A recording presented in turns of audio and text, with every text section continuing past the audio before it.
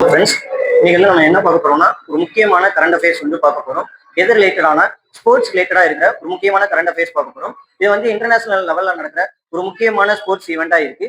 பொதுவா நம்ம ஸ்போர்ட்ஸ் ஈவெண்ட்லயே பார்க்கும்போது எது முக்கியமான உலக அளவுல பெரிய ஈவெண்டா இருக்கும்னா ஒலிம்பிக்ஸ் தான் சொல்லுவோம். அந்த ஒலிம்பிக்ஸ்ல வந்து 3 விதமான ஒலிம்பிக்ஸ் வந்து நமக்கு வந்து கண்டக்ட் பண்ணுவாங்க.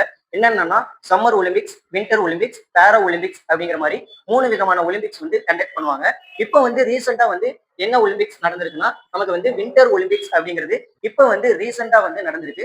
இந்த வின்டர் ஒலிம்பிக்ஸ் எத்தனாவது எடிஷனா நடக்குன்னா 25th எடிஷனா வந்து நடக்கு.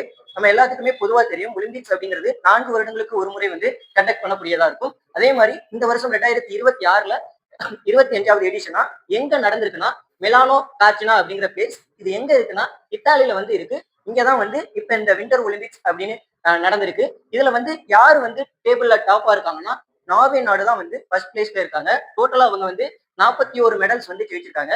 செகண்ட் பிளேஸ்ல வந்து யூஎஸ்ஏ இருக்காங்க. தேர்ட் பிளேஸ்ல வந்து நெதர்லாண்ட்ஸ் வந்து இருக்காங்க. நம்ம இந்தியா பார்ட்டிசிபேட் பண்ணாங்கன்னா இந்தியா பார்ட்டிசிபேட் பண்ணியிருக்காங்க. ஆனா அன்பார்ச்சுனேட்லி எந்த மெடலுமே வந்து இந்த வின்டர் ஒலிம்பிக்ஸ்ல வந்து வின் பண்ணல.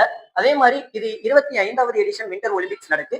முத எந்த வருஷம் வந்து வின்டர் ஒலிம்பிக்ஸ் கண்டக்ட் பண்ணாங்கன்னா 1924ல வந்து வின்டர் ஒலிம்பிக்ஸ் வந்து கண்டக்ட் பண்ணிருப்பாங்க. நெக்ஸ்ட் வந்து இந்த சம்மர் ஒலிம்பிக்ஸும் பேரா ஒலிம்பிக்ஸும் அடுத்து எங்க நடக்க போகுது அப்படிங்கிறத கமெண்ட்ஸ்ல சொல்லுங்க.